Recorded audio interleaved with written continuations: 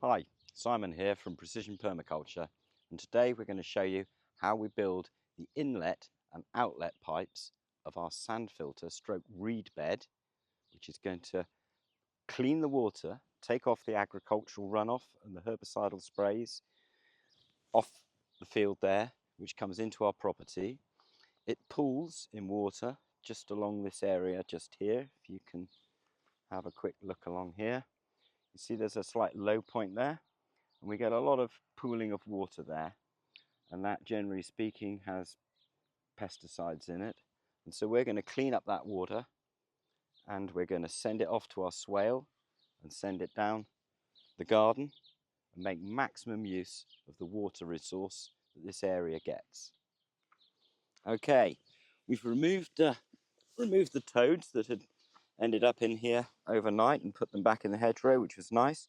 But here you can see our inlet pipe, and I'm going to show you how we attach the pipe work to this system that's going to feed the water in at the bottom.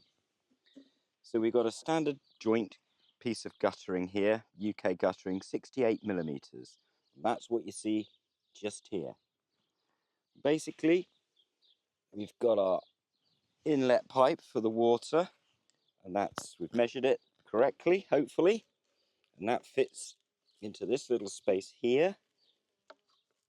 It's a bit tight today. Let's go down the bottom with it. That's the way.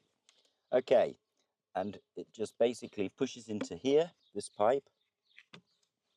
Ooh, there we go. And you can see it in place there. So I'm going to show you in a minute how we made this bit of equipment here, this inlet pipe. This is just a hopper we put in to collect the water. It's got a bit of mesh across the back of it to collect the bits. And that started out in life as a tractor garage funnel for fuel. So what I've done here is I've cut this bit off the bottom, and I've cut it across here, and that's the bit that's left that you see in there, and the pipe fits on there. The U-bend guttering bit pushes into there. It didn't quite fit, so I've had to do a bit of filing on this bit, which was a bit time consuming to say the least, but it works now. And in hindsight, I think I probably should have just bought one that actually fitted in the first place, which I found afterwards, which is this little fella here, which can be bought from a hardware shop, and that's actually the right size. So that saves a load of work doing that, but you know, I did it that way before I found this, and that's the way it's worked out. Okay, let's go and have a quick look at the outlet pipe over here. So, oh look, some bees in here. They're collecting the clay that I put on the wall when it all collapsed, and taking it back to their homes and plugging up their little tubes with it. It's nice to see, isn't it? Oh, it's lovely. Okay, anyway, sorry I get distracted. Here we go. So same sort of idea. I've shortened this piece. You can see it's a bit shorter, so I can get basically the liner in, the bulkhead, and the outlet filter as close to this wall as I possibly can, because it's going to be lined, this system, because we don't want the impurities of the soil and the clay getting into the sand filter. So it's going to have a pond liner put in. It's going to go right back to the edge of here, and it's going to push in to stop the weeds coming in, so it all looks nice and tidy. So this is the outlet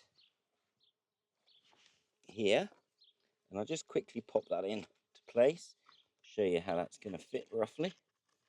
So that pushes on nice and neatly onto this piece here. Well, it should be. Let's have a look. Why isn't that fitting in there?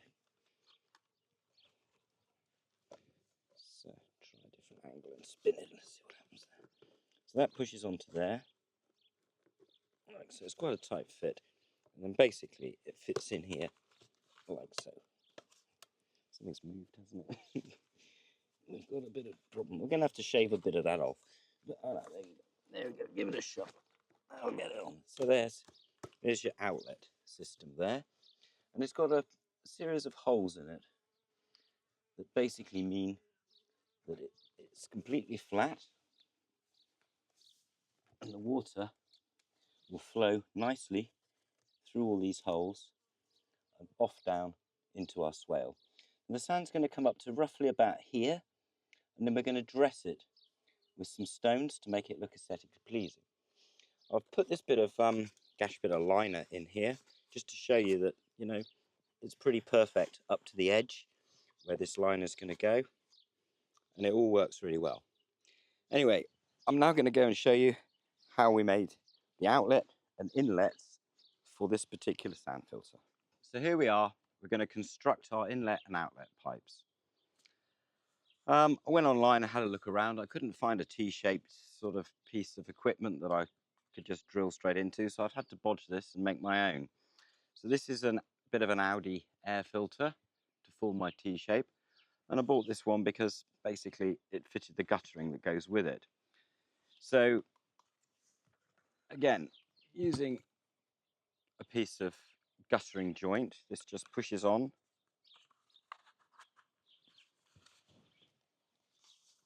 Like so. And the one goes the other side, which is this one. There we go. From there, you just put a regular piece of guttering in. So that one's that side. And this one is this side. So you end up with the T-shape that we require.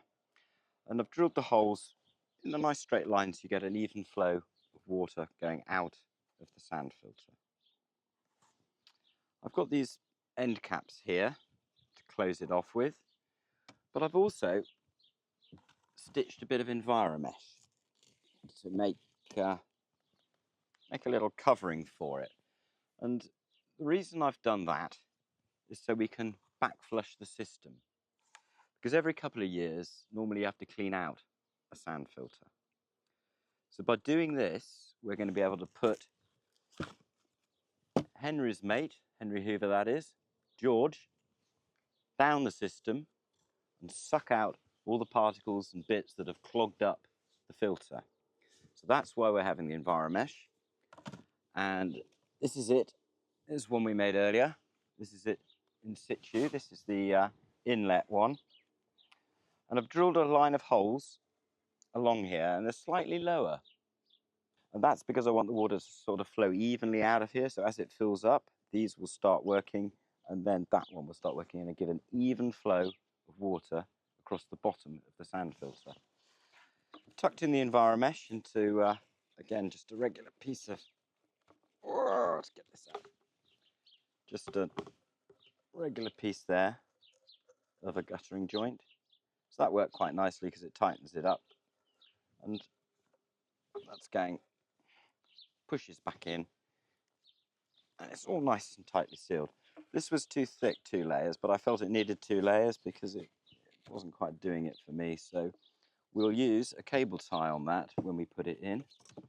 Basically just tie it round to secure it, to stop it getting clogged up. So it's almost a kind of filter in itself, but it's just an outlet pipe. Okay, and then that's how we did that one. And this one here, same sort of thing. I'll show you the end things.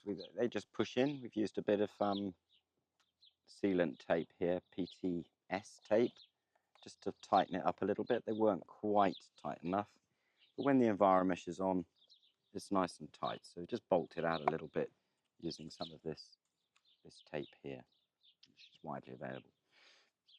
So to drill the holes, what I did was I've used this Bosch cutter and this drill bit here, which we had lying around.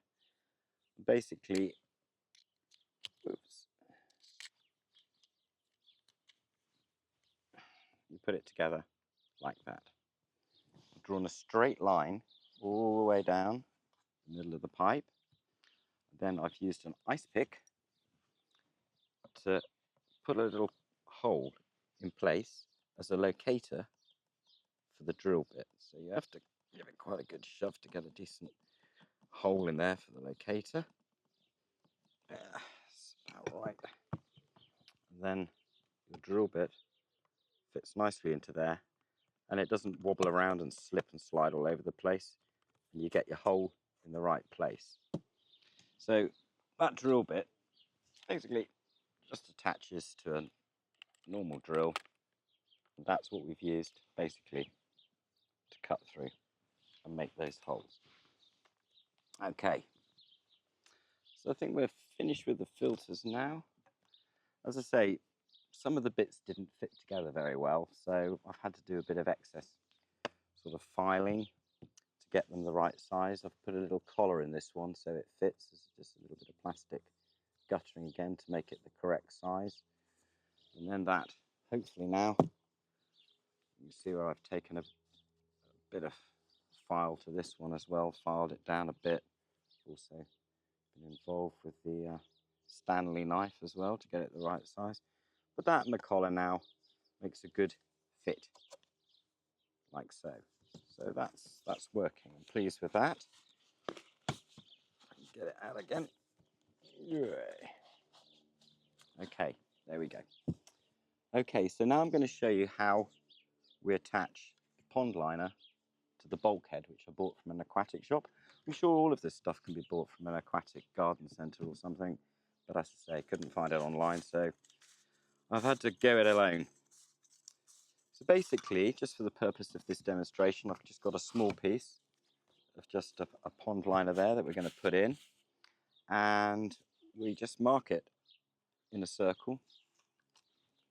So very carefully, pushing down quite hard so it doesn't slip around. We're just going to go around it carefully with a pen to get the circle.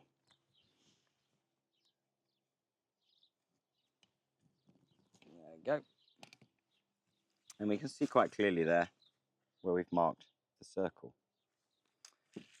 And you don't want to cut the exact circle because you want a bit of an overlap to fill in the joint here, because it is flexible and it will peel back. So it's going to make a much better seal if we cut it, say 5 or 6 mil in from the outer circle there, and that should work really well. So with the scissors, let's just get about there. So you're looking at about that away from the circle, yeah? 5 mil, and then just very carefully cut your circle out just inside the outer circle.